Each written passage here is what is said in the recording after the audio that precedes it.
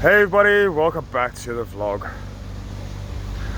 Firstly, I just want to say a big thank you to Laurie and Mick and Barb, who just donated me a few pennies.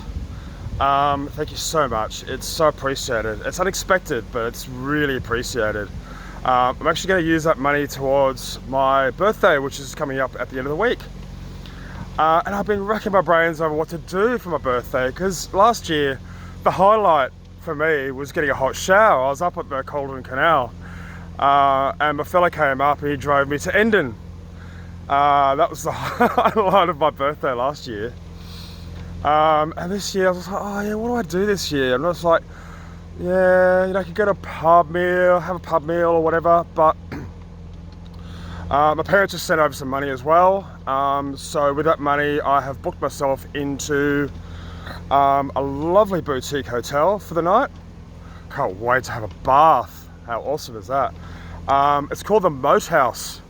If you Google it, you'll realize what it is. It seems like it's like a 14th or 15th century manor house. It's been converted into a boutique hotel. So that's what we're doing. My fella's coming up, and we're going to stay there the night. It's right on the canal as well, so that's where I'm going now. Actually, just going to moor my boat up there for the next few days, and then going to stay at the hotel overnight. Booked into the dining room as well, so it should be a lovely evening. Thank you to everyone too for all of your kind messages, emails of support. I've received dozens of them, and interestingly, the messages that I am getting are much more personalized rather than just flippant anonymous comments on YouTube, which is now gone. I'm now getting really lovely personalized emails, and that actually makes me want to keep in touch with you people, because yeah, it's really lovely. It's really lovely. There have been a few idiots trying to send through nasty emails, but the only reason I know is because Charlie's been telling me, but he hasn't been forwarding me the email. So for all those people out there that are trying to be twats and be nasty, good luck trying to get a hold of me, because Charlie's just deleting your emails now. Honestly people, the world is filled with so much negativity. I don't need to receive any more negativity. We don't need it. We really do not need it. Anyway, well, I survived the storm. I didn't realise it was a storm. I thought it was just high wind, but everyone was telling me. I saw the news this morning. It was like Storm Francis. I saw the weather actually, just had a look at the weather. I had no idea that it was a storm per se. But lesson be learned there. Do not moor underneath leaning trees. That freaked me out. I was like, oh God, I could just imagine it. Because if that tree had fallen on my boat, it would have completely annihilated it. So, yeah, really happy to kind of get away from that area. In fact, I was just passing a boat there, and he just told me that there's actually a tree that's fallen over the canal just up past the lock up here. Luckily, I'm not going too further past the lock, so I'll be mooring up just nearby it, I think. So that'll be interesting. Anyway.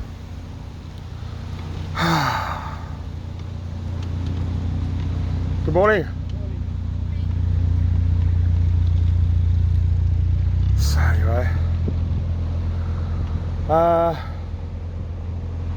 Yeah, also thanks to Mark Adrian's for your kind message about more or less just a message, a warning message, if you like, about certain places along this canal, a bit further down south towards like Tewkesbury and Worcester and places, the River Avon, etc., about flooding.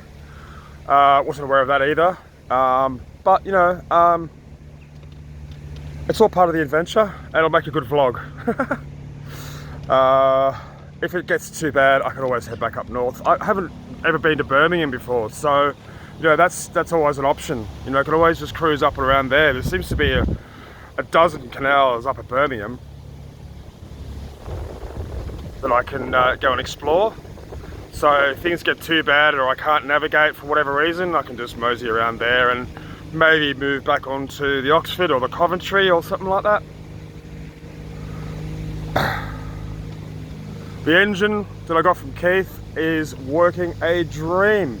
I was going to go up to the Macclesfield Canal, because there's a service agent at Stockport I was going to take my engine to, but I've put some Red X petrol cleaner in my tank, and it starts on the third pull.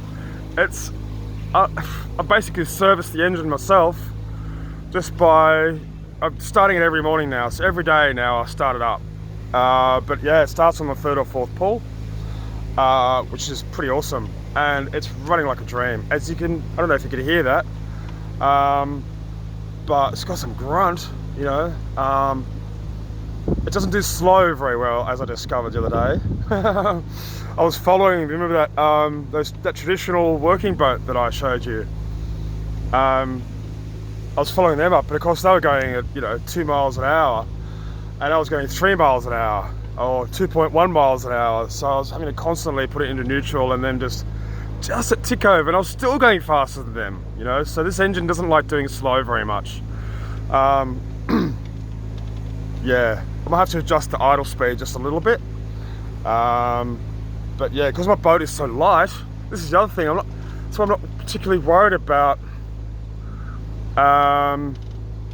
fast flowing rivers now, because I know I've got a really gutsy engine back there and a really light boat. It's not like I'm trying to push 20 tons of steel up the river.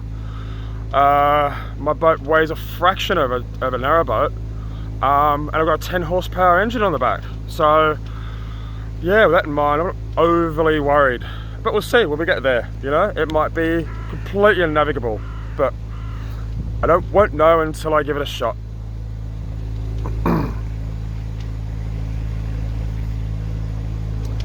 Anyhow, looks like we're coming up to lock now, so I've got to love you and leave you. Again, thanks for everyone for your loving messages. If you do want to email me, jump onto my website, aussieboato.co.uk, and you can contact me through there. But thanks everyone, have a great day. See ya.